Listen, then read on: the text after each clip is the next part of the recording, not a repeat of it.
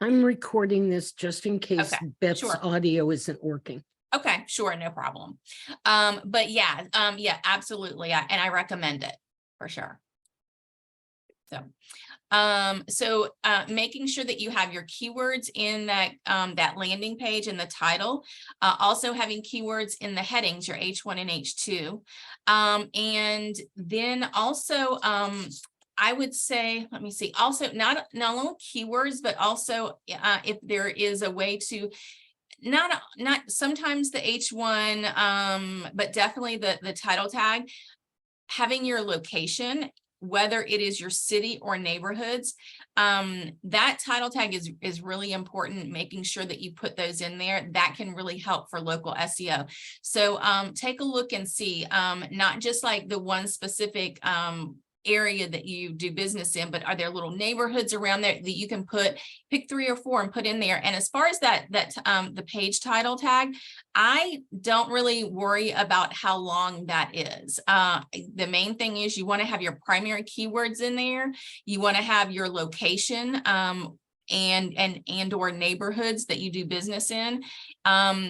Make sure that you have those in that the title tag. That's really important. The other thing is your geographic, your city or neighborhood keyword, having that in your domain, in your content on your website, making sure that it's really obvious. And again, this is all local SEO. So for your local businesses, making sure that you are really emphasizing where you're located.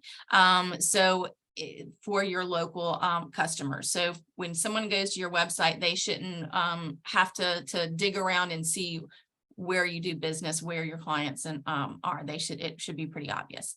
And then another one is your focus on a specific niche. How focused are you on that niche? That can be really important. I know some businesses, they want to do, tons and tons of other things, but I'll say having a specific niche and really focusing on that can really help with local SEO and really boost your rankings as well. So let's see. Yeah, trying to get it to the next page, but okay. So I talked about this a minute ago. I want to mention it before I get on to the next part, but dedicated page for each service, having that on your website. I want to make sure that that's a key takeaway that you all get from this, and also a call to action on each and every page. That's really crucial, and above the fold, making sure that the call to action is really obvious and what you want them to do, what's that one call to action you want them to take, and having those dedicated pages for the services is really important for SEO and your local SEO. All right, so I want to see if there are any questions so far about what we've talked about. If you've got, Sue, you can break in if you've got questions really related to what we've talked about. I'll do that, but I think we are up to date on questions. Okay, perfect. I do have a question though. Yes. I think I tapped it up above. When I was doing my listing, I wanted to add a link so that clients could book directly, for a time or an appointment, anything like that. Mm-hmm. And the only way I could make it work was to list my home address physically. Like when I would remove it or when I would hide it, it would take away that booking link on the Google business profile. Do you know if there's a way around that? So I'm trying to think, you should be able to add that. It may be something with the category. I've not had one that take that away, and I've did several recently where it had online appointments and they were service area businesses. I would say one place to go and look and see if you're adding that link is in your, have you done in your Google Business Profile a Google Business Profile website? And I'm not sure if you know what that is. No, I just linked my my direct website, not a Google business website.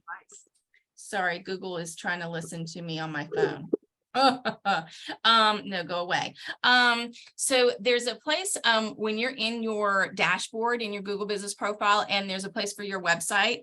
When you open that, and not your website, but underneath it, it should say something about creating, having Google create a website. Mhm. And I recommend that, but be careful, make sure that you uncheck where it says to make this your primary link on your profile, because you don't want that. This is kind of like a citation. And I think it's really good to do that. And in a part of this, when you're doing that website, it's there's not a lot you can change on it. There are a couple of things you can set it up. It just takes a couple minutes. But one of the things on there is typically appointments, and you can set a link in there. So Gotcha. I would try that. If you're Okay. still having problems, it might be something you need to reach out to Google support and ask them. Tricia, Thank we you. have we have a question in the chat, and then Cami has a question.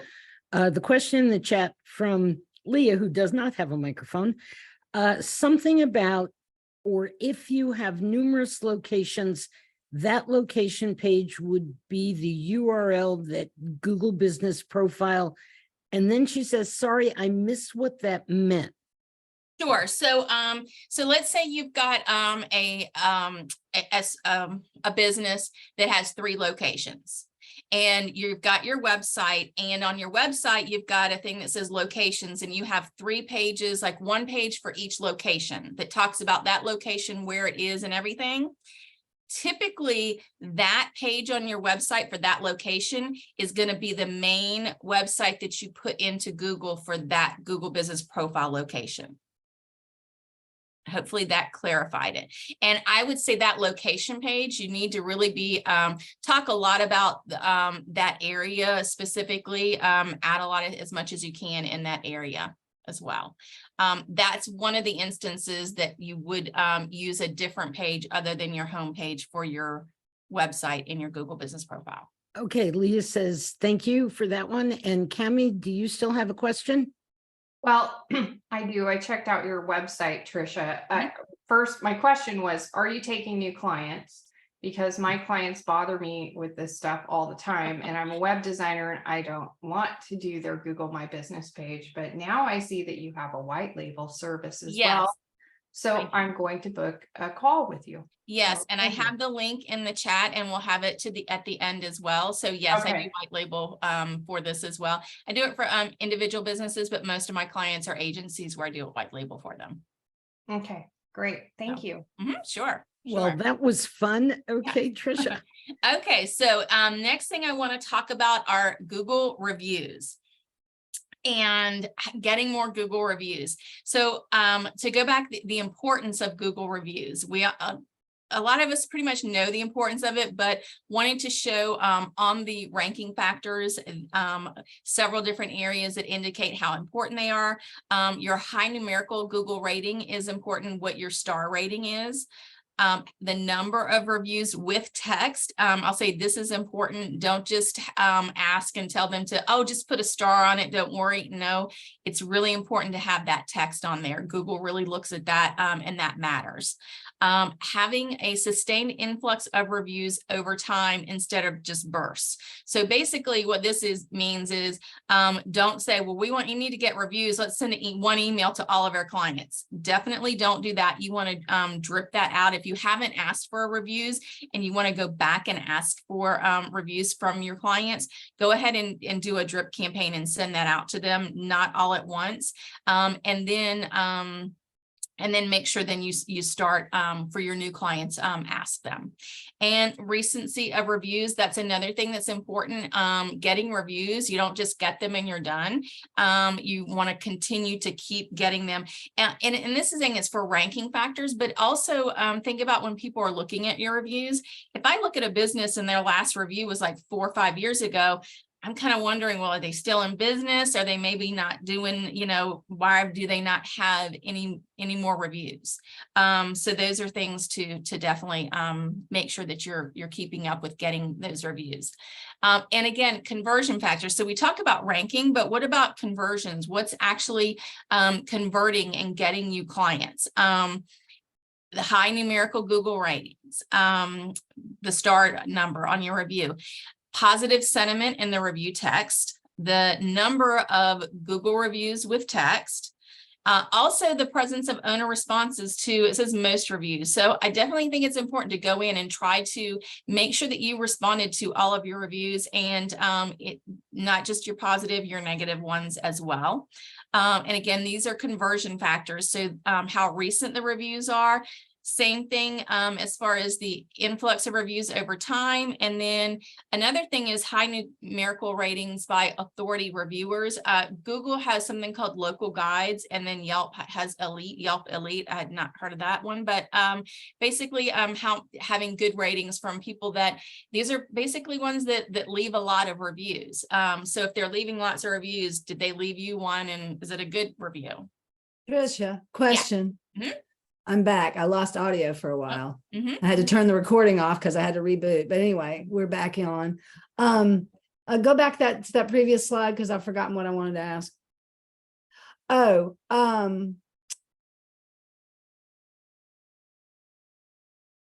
I've completely forgotten what I wanted to ask. Oh, define conversion factor. What exactly do you mean by that? So basically conversions. So what's driving conversions as far as what then creates to someone going and doing whatever it is you want, whether they're calling you, signing up for an appointment, whatever that conversion is that you're looking for, calling you, emailing you, scheduling an appointment, whatever that is. These are things. Okay, so all right, so before we were talking about ranking factors. Yes. Now we're talking about conversion factors. Okay, I just And I kind that's of lost the connection there. Sure. And I think, conversions are really important, because if you're just ranking but not getting the conversions, well, then does the ranking even really matter? Now, most times if you're ranking, you're getting conversions, but you want to make sure that you are, if you're getting that high ranking, are they actually converting to customers? Making sure that you're doing what you need to get those conversions. Right. This isn't a fact. This isn't anything Google does. This is what you do to figure out. Yeah. So, right. Yeah, making sure you've got those reviews and you continue getting those reviews. And as far as that's one of the things, like, well, how do we get these reviews? What do we do? Main thing is get a review system in place and automate it. So what that entails typically is making sure you've got that process written down, and everyone in the business knows and understands, especially the ones that are having that one-on-one contact with the customers. So the first thing would be have an in-person ask. So whenever it is, depending on the business, if it's like once things are finished up, they have that in-person ask. That can be really important, because a lot of times, just having that personal ask saying, hey, we're working on our Google profile, and, we'd love it if you could leave us a review. And a lot of times that can really can motivate someone to say, oh yeah, let's help them out. They did a great job. I'd love to help them. Having that in-person ask is really important. Having it automated, because then once you ask them in person, and I recommend something like a QR code, if you have an in-person invoice that you give them, if it's something that you're there and you're texting them right there, you can have a link as well. But making sure that you have that, and then having the automation that follows up with text and or email, and follow up to ask a few more times, because sometimes people have the best intentions and they forget, and then when they get that text, by the way, we'd love a Google review. Oh, okay, let me go ahead and do that now. And the other part of that is we're talking about Google. However, other reviews are good as well. And one thing I like to tell my clients is, don't just say leave a Google review and that be the only place that you're asking. And that's because not everyone, in order to leave a Google review, you have to have a Google account, Gmail, whatever, a Google account. And some people don't, and not only don't, but don't want to. So that might stop them from leaving your reviews. So where's another place that you want to get reviews? Have that link on there as well. I like to put Google first. However, you know, if you're trying to get, if there is a specific industry site that all your competitors are getting reviews on, definitely put that on there if you need to get reviews on that site as well. So make sure you have at least, I'd say at least 2 places to ask for those reviews. When you're getting reviews, a lot of times it can be overwhelming to say, we've got, you know, all these reviews we need to get, and we're just never going to get to that point. I like to say, you know, set a few goals. So the first thing is getting 10 reviews. You will get a boost in ranking after those first 10 reviews. The next thing, and this of course depends on how many reviews your competitors get for the next part, seeing what your competitors have and then getting more than they have. And that is presuming that they're under 100 reviews. And then the next thing is to get to 100 reviews, because at 100 reviews, you do get another bump in ranking. So those are the 2 keys. After 10 reviews and 100 reviews, you do get a bump in ranking on those. A couple of tips to get reviews: ask for photos and videos with the reviews. Make sure if you've got a brick and mortar and people are coming in, make sure that they're not using your Wi-Fi. Google will filter those out if they use your Wi-Fi to leave reviews. And one tip is to, you can not incentivize staff. I'm sorry, do not incentivize your customers. That's against Google guidelines. And there's some other FTC issues as well, but you can incentivize your staff. So let's say you've got, I'm thinking back to my landscapers that were here this morning. Let's say they've got different teams that go out and do business. And if you incentivize them and say, okay, we're going to have a contest this month, and the staff member that gets the most reviews, you're going to get whatever it is that suits them, whether it's a gift card or something that everybody wants, you know, something that you're incentivizing the staff, not customers. Crucial point there. Do not incentivize your customers. You will get, you will run into issues with Google.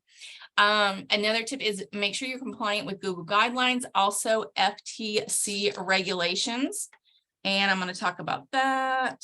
Let's see. Because if you're not, you can get your account suspended. You can have some or all of your reviews deleted.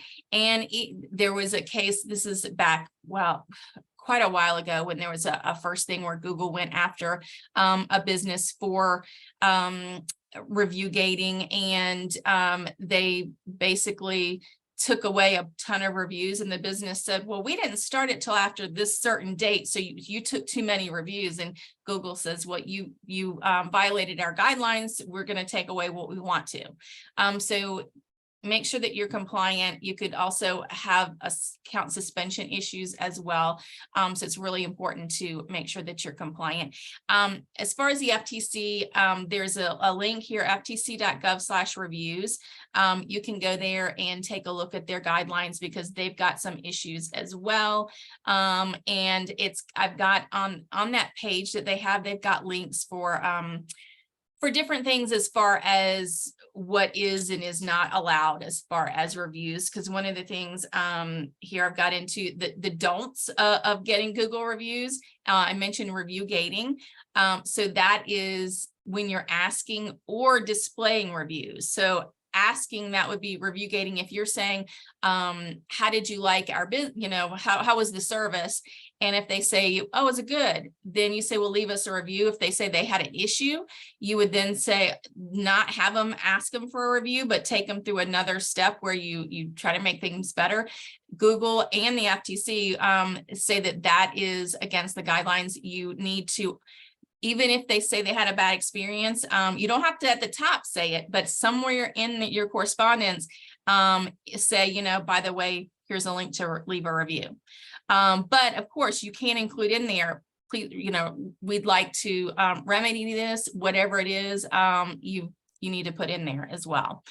When displaying reviews, this is something that was last, when was it? Last February, March. There was a big case where the FTC went after a business because they review gated in displaying reviews. Basically, when you looked at their website, they had reviews and they were all 5-star reviews. But when you looked at them out on the web, on other places, I don't remember what it was. It'll probably like a 2.5 or something. It was not a good reputation. And the FTC said that that was not an honest reflection of their business. So just be careful of those, and you can look on the FTC website and check on that. Incentivizing reviews, again, do not incentivize customers. And this is for Google reviews. Now, the FTC has specific guidelines that allows you to incentivize, but you have to disclose it. Think about when you see different commercials, it says on there, this is a real customer and they were paid for their participation or something like that. But some online platforms allow you to incentivize. However, you always have to disclose that. Google has separate guidelines saying no incentivizing, period. So please don't incentivize. That also includes anything like contest, or like, oh, leave us a review and we're going to enter you into a contest. Don't do that. One thing recently that came out was Google had a position in regards to, there was a business, and I can't remember the name of it, but it was one of these online platforms that says, well, you're not going to incentivize by giving them directly to the customer, but why don't we incentivize and tell them, if you leave a review, we're going to plant a tree because you left a review. And I always thought that was a gray area. And now Google has said that they do not allow that. So one of my things I would say when you're looking at different methods as far as getting reviews, if it looks like it might be a gray area, I would recommend staying away from that. Just like, there's has been that company I know specifically for several years that has been doing that, planting a tree for every review. And I never liked it, but there was nothing specific that said it was not allowed. It was simply a gray area. Well, now it's come out where Google said, yeah, that's not allowed. Okay, question. Yes. Cammie would like to know, because as would I, because I just think that Google, it irritates me that they think they can dictate whether I show a particular review on my website. Now, you're talking about the FTC though, right? Okay, whichever. Okay. So anyway, how would Google know if you sent a thank you card with a gift card or something? So here's the thing, is that they may or may not find out. And however, the last thing on here is the business's long-term reputation. It's not worth the risk. Well, Oscar said something funny. He said they wouldn't until your happy customer mentions it or takes a pic and posts it. That's exactly what I was going through my mind when I said that. So exactly. Yes. Perfect.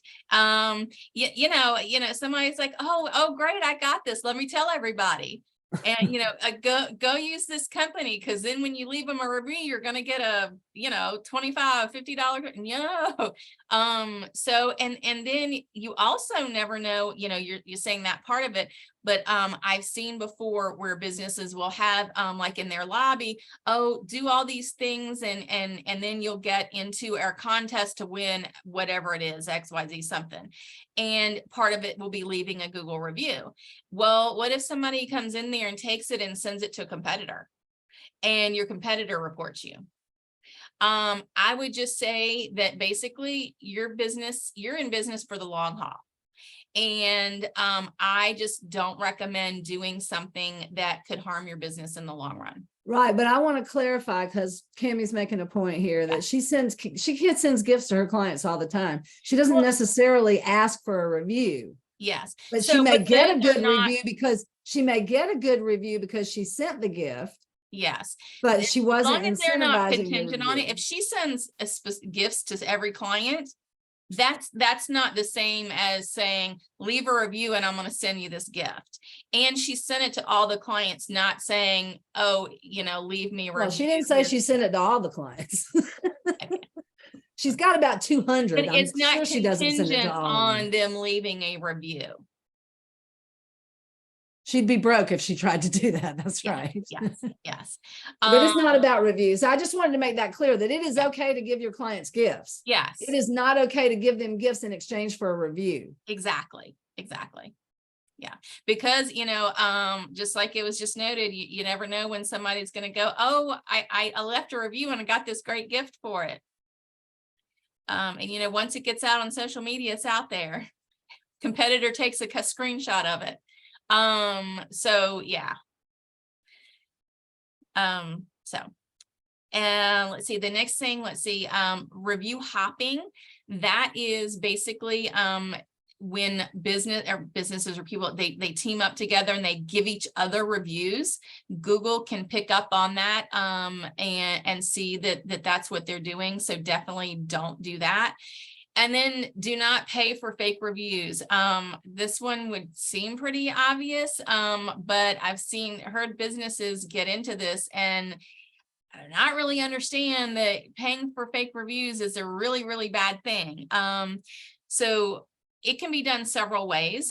They can contact you and say, do you want us to leave reviews for you and give you 5-star reviews? Or do you want us to attack a competitor and leave them a bunch of negative reviews? And first off, I say don't do it because it's wrong. But also, if you get a message like that on any social media or anything, hey, do you need reviews? We've got, we can sell you some reviews. Don't respond at all. The one thing is, when you're dealing with nefarious people, they are not above board. So if you pay for them for a month and then you decide you don't need it anymore and you stop paying, they could probably take your 5-star reviews that you bought and turn them all into 1-star reviews. And then you've got a whole nother mess on your hands. So basically just don't do it. Don't want to get into that. So, because your business's reputation, it's not worth risking it. So, one thing that happened, and I, based on the time frame, would say that this is probably a direct result of the FTC coming out with their big issue with the company and fining them. I think it was like $4.2 million. They fined that company for review gating on their website. Google tightened their review filters. So it is frustrating because basically they're doing it because there are businesses out there that are doing things they shouldn't be doing and getting reviews. And so Google is going in and using the algorithm to weed some of those out. And just like everything in life, sometimes you've got, people doing things wrong. And when you implement something to get rid of that, some of the good people get caught in the crosshairs. And that's the same with the review filter. Sometimes you get legitimate reviews that don't go live. So like what I mean by that is, if you are a client says, well, I left you a review, and you go on to your profile and it's not there, and they say, well, yeah, I can see it. What that is they have, it's caught in the review filter. They can see it, but it's not live. No one else can see it. Another thing is Google has removed some reviews. So definitely things to just look out for. Google does have a tool to manage missing reviews. I've got the link here on it. And it depends as far as what type of success. You need to have it really well documented. If you've got someone that says that they left a review and it's not live, when you send them a screenshot, it needs to be clear on that screenshot, the review, the user that left it, and your profile that it was left on. So when they screenshot it, and that's the thing. So they've left you a review. Do you want to go back and bug them more to get a screenshot? Is it worth it to do that? Sometimes it is and sometimes it isn't, simply because Google has this tool doesn't mean that Google will then approve that. If you've got some that you're having issues with, and you've submitted them through this tool and it's gotten back rejected, reach out to me. There may be some additional things that we can do for you to try to get it to go live. So but again, that's kind of the way with a lot of things. You try to weed out the bad, and some of the good get caught in the middle of it. So those were what I want to talk about with the reviews. So the next thing I want to talk about is just very briefly is I have this question come up a lot, so I wanted to mention it. A lot of businesses say, well, they're doing a branded search, meaning they're searching for their business name. And this over here is called the knowledge panel. And they're saying, well, I searched for my business name and the knowledge panel is not coming up. What are we doing wrong? So my first question is, do you have a Google business profile? The last 3 that I've asked that, the answer was no. That's why they don't have a knowledge panel. So if you're working with a client and you search their business name and they don't have the knowledge panel over here, this is basically, this is basically pulling from their Google business profile. The first thing I would say is set your Google business profile up. And that will help a lot. After that, there are a few other things in your Google Search Console, some different things you can work with. But really what I've seen, the biggest thing is they want that knowledge panel, but they haven't set up a Google business profile. Another tip is with businesses who have not set up a Google business profile, if someone searches for your business and it's a name that, if they do a branded search and you don't have a Google business profile, Google could very well show your competitor there. I have seen that more than once. And my answer is, if you don't want your clients going to your competitor thinking it's you, set up your Google business profile. If you've got a business that has local customers, you've got to have that Google business profile for your local SEO. It's really important for your rankings. As you can see, conversions, it's not optional. You really need to have it. The other thing is someone could go in and maybe even leave a review and set it up for you, or Google could, and then you've got to go through the process of claiming it. So just set it up yourself and get it on there. That's the best piece of advice I have for that. And well, okay. So I've got a link here. If you want to sign up for, one thing I didn't really talk about, but I've got a thing. Google Search Console is wonderful to use. I highly recommend everyone who's, if you're building websites, set that up for your clients and give them access. I did a Looker Studio report that basically you can set it to run every month and show what queries your website is actually showing in and how many clicks you're getting. So you can kind of see what people are, how people are getting to your website, what queries they're using, what they're searching for. And so if everyone you just go to my yourbizwatchdog.com/webinar and you can put your name and email in, and I'm going to do a drawing, and somebody will get a free 30-minute Ask Me Anything. So make sure you go there and sign up to get into that. Then let's see. Also, just to reiterate what I do, Google Business Profile Management, Google Business Profile Fix-It, suspension, other types of issues. I help clients with that. Both of those I do white label. Also, GA4 installation, conversions, troubleshooting. I do that white label as well as individual clients. Citations, do that for clients, and white label services. If you have questions, want to reach out to me, just go to my website and my contact page is there. But I will leave this up here for you all to go sign up and get that Looker Studio report for website queries. There are instructions on how to pull in and connect your website to it. So because when you just go in and look at that, it's based on a Google sample site. So you want it to have your site. You have to connect your data to it. So questions. Before we go to, thank you, Tricia. Yes. And before we go to Beth's offer earlier of a happiness bar of general WordPress questions, does anybody have, and you're welcome to unmute yourself and ask questions for Tricia about Google Business Profile, which used to be called Google My Business. I'm still angry at them for that. Yes. But if you have a question about your local SEO and your Google Business Profile, please ask it now. We're not formal, just unmute yourself and ask it. Yes. If See, when not, we're people going don't ask when people If don't nobody ask has a questions, question, we're going to make Tricia answer WordPress questions. Uh-oh.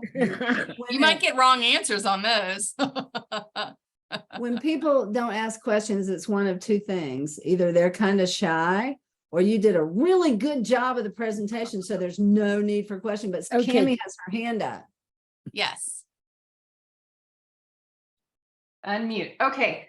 I have a client that I set up their Google My Business, like, I don't know, 10 years ago or whatever, back when I really didn't know what I was doing. And I still come up as a manager for it.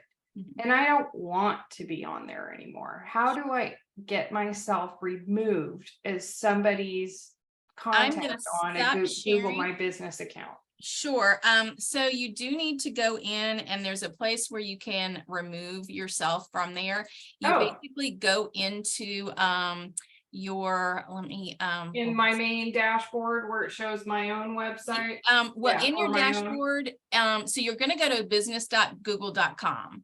Okay. And then you're going to, if you have several websites, it's going to show them, and you want to click on the one that you don't want to manage anymore.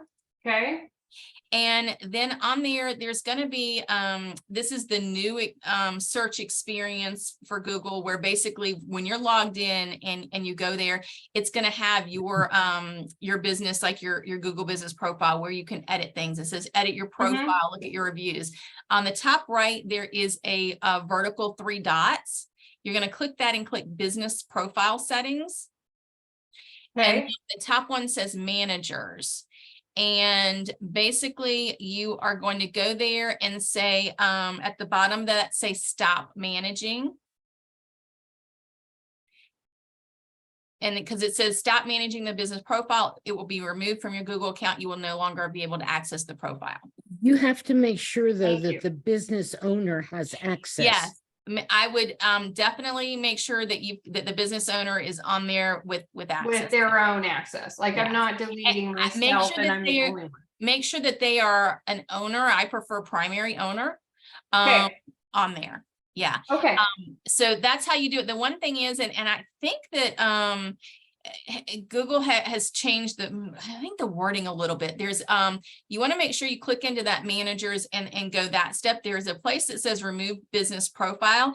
And some people, that's one thing I would tell businesses to not to have your employees or users remove themselves, to go in and remove them, because you don't want them to click on remove business profile, because they might think, oh, removing the business profile so I won't see it. No, that deletes the business profile from Google and that's an irrevocable mess.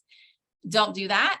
I've seen that happen. But so just a thing, that's why I would tell businesses not to have their employees, if they're leaving or doing whatever, not to have them remove themselves, to have the business owner go in so that they make sure that they're doing it properly. Okay, great. Thank you.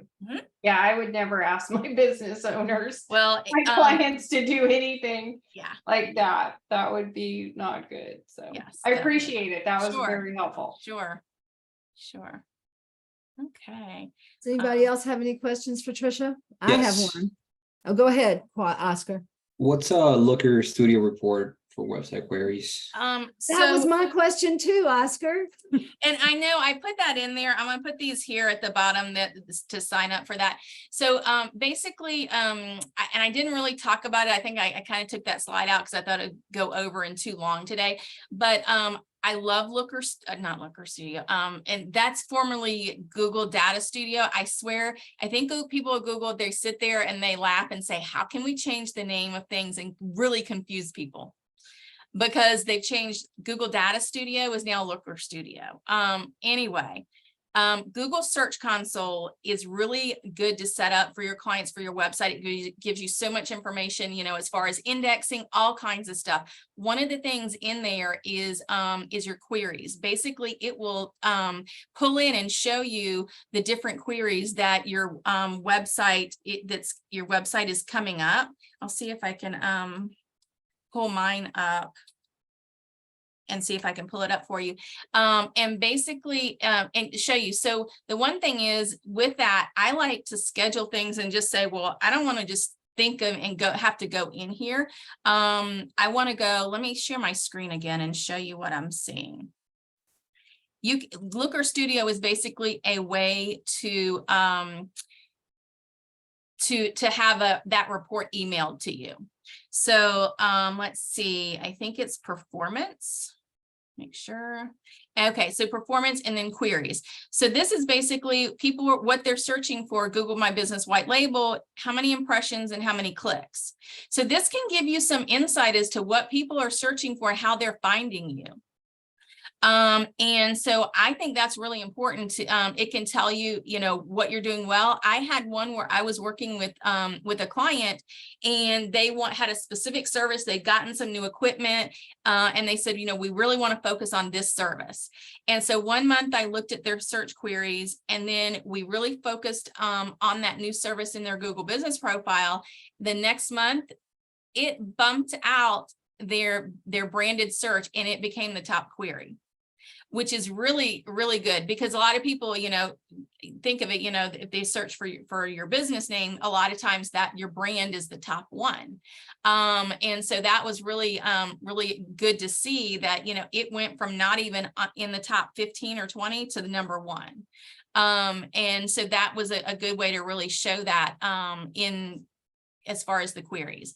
As far as that Looker Studio, that's just a way for you, when you get that email, it has a link to the Looker Studio report. Basically, you can go here and look at this anytime. I like to set it up in Looker Studio so that I say, okay, every month on this date, email me this report, where I don't have to think about it. I just get an email of the report and I can look at it. But you do have to connect your data to it. And I have in there how to do that. I have a little video. Hey, so Tricia, maybe you'll come back to another session and show us how to use Looker Studio. So I've set up some reports, but I am not a Looker Studio expert. Well, we're not asking you to be. Sometimes that's even better, because you're showing us how the real world is using the tool instead of, you know what I'm saying? Yeah. So yeah, and I'll tell you, we'll talk because Sure. this kind of analysis and how to read the reports and how to provide these reports to customers. Yeah. How to read it for myself. Yeah. So For my own website, but also how to do this for my customers. I think that's real helpful. Well, and that's one thing I do for my clients. I have monthly reports that they have. I have different SEO that pulls from Google Analytics. I have things that pull from Google Search Console that show them every month what's going on. One thing I also include that we didn't touch on is adding UTM codes to some URLs, and specifically when you put your URL, any link that you put in your Google business profile, I believe should have a UTM tracking code on it. Okay, stop right there. Some people don't know what that means. Yeah, sorry. Let me find. It's a tag manager code. No. Not a tag. I'm going to put this link here. What does UTM stand for? I don't ask me that. I used to know something urgent. I'm not sure. I'm sure it says somewhere over here. So for example, here, I was putting something in for, and this was the site, and so you should use your UTM codes in your main URL, but like this was probably a post or product. So everywhere in your Google business profile. So I said, okay, the source was Google Maps. It was organic. If you're doing a pay-per-click, you can do PPC. The campaign name, what specifically it was. And then I just copy, they generate it for you down here and you copy it. So the reason that this is important to do this is because when you're in your Google business profile and you're looking at your insights that every month that tell you how things are going, those have been shown to be not completely accurate. So what this does is you can go into Google Analytics and do a search for your and look specifically and see a lot of information on the different clicks that went from here. So you know, okay, this is where this link is on this site, and this is how many people clicked to it, you know, and where they went and what happened. Gotcha. Okay. That was maybe a little advanced, but and I do have a quick question about that. I just set up the new Google like the last day, very last day. Oh, GA4. Okay. Yeah. Sure. Will my old UTM, will the old code still work in there if I just did the automatic one?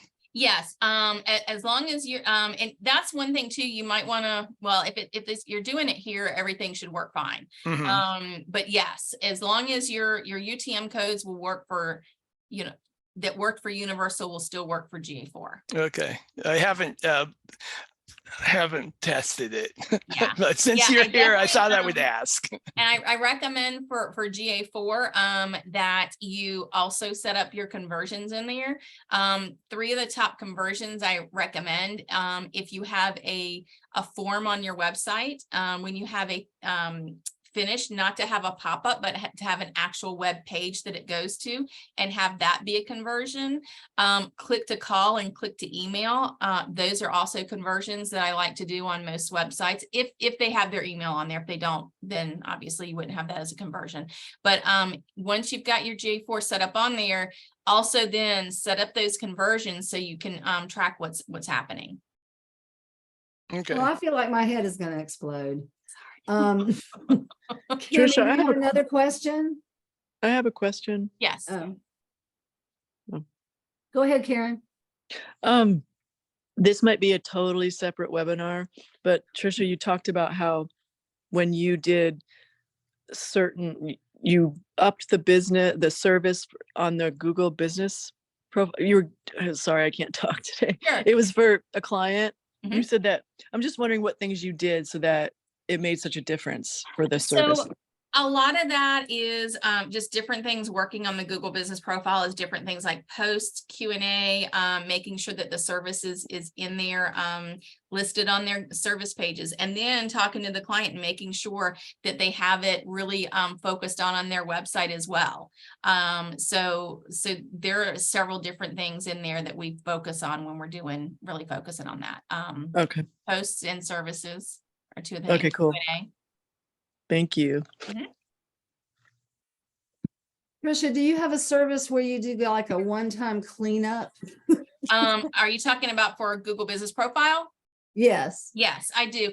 So here's the thing. I prefer your Google business profile really should be an ongoing. It's not a set it and forget it because you constantly have to keep up with it. Well, yeah, I can having said ongoing that, it. I just don't want to having- clean it up. Having said that, I do have a service. Basically my services are when you sign up for the monthly management, you have a 3-month minimum. If you don't want monthly services and you want to go for a just a clean it up service, it's basically the cost of 2 months. But if you have the management, that's a minimum of 3 months. The first month is the same service. If that makes sense. Yeah. So you're getting more for your money by doing the monthly for at least 3 months. So, but Gotcha. it is an option. Gotcha.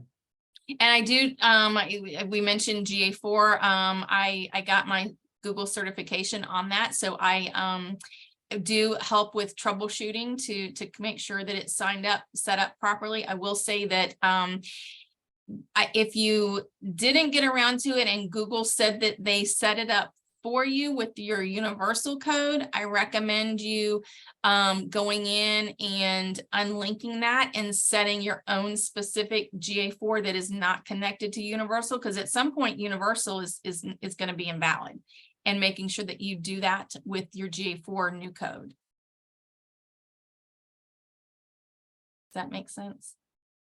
Yeah, just well, it used to be so easy. Well, here's the thing though with that is one thing is Google just came out well, not Google. There was a just recently not the only, but one of the things that changed for GA4 was it wasn't Universal Analytics was not compliant with EU, and so it said, oh, it's illegal to use Google Analytics, and it just came out. I can't remember if it was this week or when it was, where there was a thing saying that now GA4 they've come to an agreement between the US and the EU that Google Analytics 4 is not illegal, and that that you can use it. So the change had to happen, and a lot of it is the different laws and everything that changes definitely you know, you need GA4.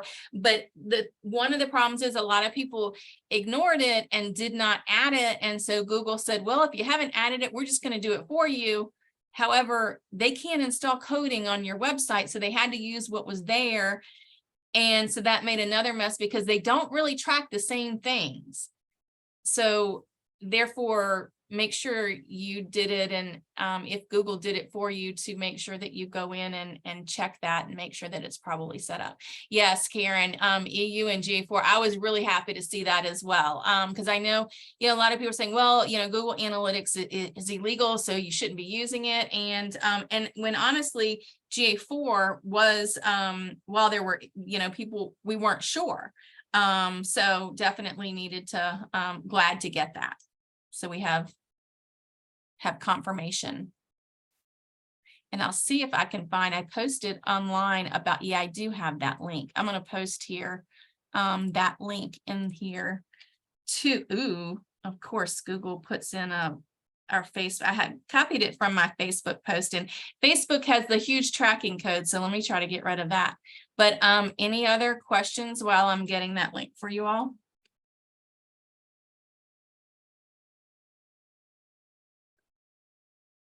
Well, we've kind of run out of time for the happiness bar, so we're going to skip that for today. Unless somebody has a Listen, burning Leah has question a that they need to question, ask. Tanner's not even here. Tanner's our techie guy. Yeah.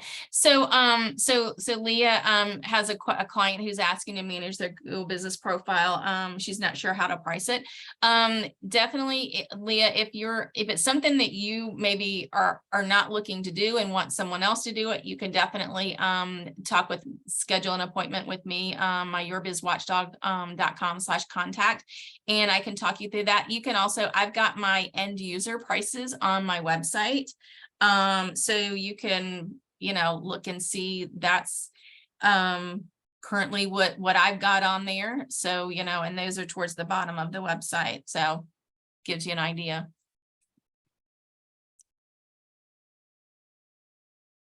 Any other questions? One thing I'll say is I've seen a lot of issues with Google Business Profile. I do have my fix-it services. One thing I would say about that is if you have questions, a client has questions, to definitely come in and ask me to say, is this something that you can help with? Because usually every issue is usually a little bit different. I can say some of the biggest mistakes I've seen are where businesses might have something that is a little bit confusing and they try to reach out to Google themselves. But Google kind of has like their own little language. And I, having done this for so long, sometimes know how to get certain things that I want from them. So that's something that, you know, as far as my Google Business Profile fix-it services, that might interest somebody if they've got some issues with it. But sometimes if a client's not familiar with it and they try to do it on their own, sometimes they end up in a worse shape than before. I've seen that. Tricia, I yes. forgot, I do have a question. Yes. So as you know, well, I used to have my agency and my academy, my project managers academy, all under the same company name, WP Roadmaps. And then I split off my agency to focus more on local business. And so I changed my Google business profile from WP Roadmaps and Coaching to Triad Web Advisors. Yes. The address didn't change, you know, nothing else changed. I did that several weeks ago, and they said, and they didn't ask me to re-verify anything. They didn't ask me anything. Okay, good. Okay, but let me get to my question. Will they come back weeks later? Or does it usually happen right when you do it? So I don't want to say if they take issue with what you've done. So I don't want to say never, but chances are if you didn't have immediate problems, chances are you are out of the woods. I will say this, if you are doing a change for like a rebranding where even though it's not quite a rebranding, but you change the name of the business on your Google Business Profile. And the website. And your website, that's kind of a rebranding. Or if you're moving or something like that, there's a specific process that I recommend you go through so that you don't run into problems. Well, I Um, followed what Google yeah, said to do. I talked to Beth and talked to her about, what she needed to do. I've had clients, recently that did not follow that and had issues. That's one thing, if you've got a client that has anything big like that changing, the website, name, address, definitely reach out, and so I can talk with you about the process to do that, because there's a big long sheet, and changing your Google business profile is the last step on that sheet. So. Any questions? Okay, well, listen, we had a ton of people here tonight. Thank you so much for coming. Thank you for Tricia, having thank me. you for talking about a topic that clearly people are interested in hearing about. Yes, And definitely. Sue, do we have a topic for next month? She's not listening. And Tanner's gone, so nobody knows. But we're kind of low key, and some of you may have seen some of my social media posts, or you may be in my group, my Facebook group. So we'll keep reposting when we have other speakers as we move forward. Yep. Before we go, so has everyone that wanted to sign up for the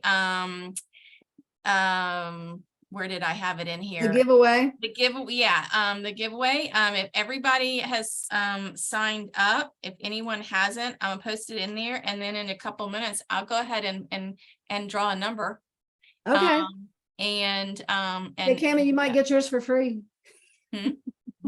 It's a 30-minute ask me anything. So make sure you put your name and email address in there, and I'm going We can to sing the Jeopardy song while people are doing that. Oh, well, no, I will tell everyone, y'all.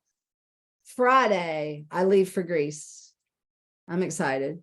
It's a Grecian cruise. I'm going to Rome, and then we get on the boat, and then we go to all these islands, and then we end up in Barcelona. So it's like a couple of different bucket list things for me. I won't be here for a couple of weeks. Thanks, Dina. All right. Okay, so let me see. have people had enough time? Yeah, got some more. Okay, so I'm just picking. Okay. Well, do you have some sort of randomizer that does this for you? Karen Mazza. Karen wins stuff all the time. Yeah, I know Karen. I know Karen. Woo! Yes. All right. I will send you an email, Karen. Awesome. Yes. Thank you, Tricia. Sure, Thanks, Beth. sure. And you all definitely reach out if you have questions. Go to my contact page and send me some questions you have. Any questions you've got. I'm happy to help and see how I can help you. Thank you, Beth, and thank you everybody for joining me. Yeah, thank you everybody for coming. And I'm not used to being the one that signs off, so I'm not sure what we're supposed to say. What we say is, thank you for coming. I'm going to stop the recording now. And okay.